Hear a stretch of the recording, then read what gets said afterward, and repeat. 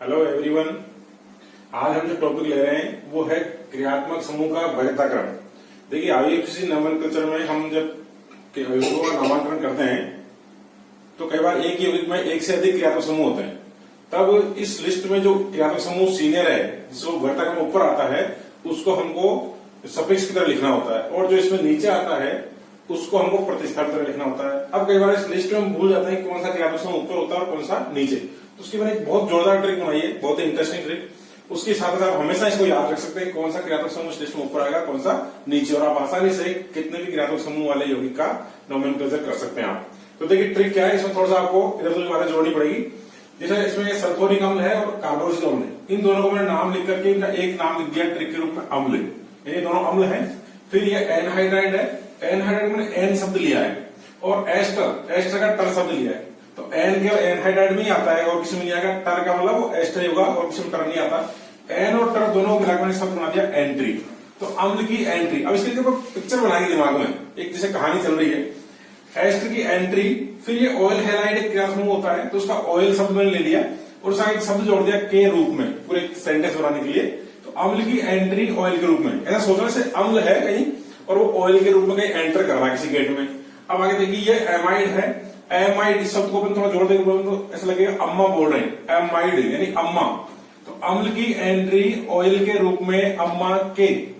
अब यहां पर आता साइनाइड और आइसोसाइनाइड। साइनाइड को मैं कह रहा हूं सामने और आइसोसाइनाइड को कह रहा हूं आमने। जहां मैंने अंडरलाइन कर रखा है उसी शब्द से ट्रिक बनी है। साइनाइड यानी सामने, आइसोसाइनाइड आमने, और मैंने शब्द जोड़ दिया हुई तो देखिए अम्ल की एंट्री ऑयल के रूप में अम्मा के सामने आमने हुई तो। दिमाग में पिक्चर बनाने की, कोई गेट है उसमें अम्मा बैठी है और वहां अम्ल की एंट्री हो रही किसके रूप में, ऑयल के रूप में। तो अम्ल की एंट्री ऑयल के रूप में अम्मा के सामने आमने हुई तो फिर देखिए क्या हुआ, यह है एल्डिहाइड। एल्डिहाइड को इस शब्द को पकड़ेंगे हम, एल्डिहाइड को लेके लिखेंगे एल्ड्रीन। एल्ड्रीन कीटनाशक है वैसे तो एल्ड्रीन को कीटोन, कीटोन को हम को पढ़ेंगे, जैसे सीओ दिखा को लिखा है तो उसको हम को पढ़ेंगे। तो जब अम्ल की एंट्री ऑयल के रूप में अम्मा के सामने आमने हुई तो एल्ड्रीन, तो उससे क्या हुआ, घबरा करके एल्ड्रीन को। अब ये OH एल्कोहल, एल्कोहल को हमने सीधा एल्कोहल लिखा है। फिर थायो एल्कोहल का जो एसएच है इसको हम लिख रहे हैं समझ, ऐसे मतलब समझ मानना इसको, और हमने सब जोड़ दिया कर। तो एल्ड्रीन को एल्कोहल समझकर, एल्ड्रीन को क्या समझ लिया, एल्कोहल। और एल्कोहल पीने का आता है तो एल्कोहल को समझकर यह है NH2 यानी एमीन। एमीन को थोड़ा जोड़ देकर पढ़ेंगे तो लगे जैसे अम्मी, अम्मी। तो एल्कोहल को, एल्ड्रीन को एल्कोहल समझकर अम्मी पी गई। तो पी गई, ये डबल बॉन्ड ट्रिपल बॉन्ड है। तो दोबारा सुनिए, एल्ड्रीन को एल्कोहल समझकर अम्मी पी गई तो फूलकर डबल ट्रिपल हो गई। तो कहने मतलब अब इसको दोबारा पूरे कहानी के रूप में देखें कि जैसे कोई अम्मा जी है, गेट में बैठी है, उधर से अम्ल की एंट्री हो रही है ऑयल के रूप में, और उससे घबरा कर एल्ड्रीन को एल्कोहल समझ करके अम्मी पी गई तो फूलकर डबल ट्रिपल हो गई। बहुत आसान से ट्रिक याद हो सकती है, सुनिए दोबारा।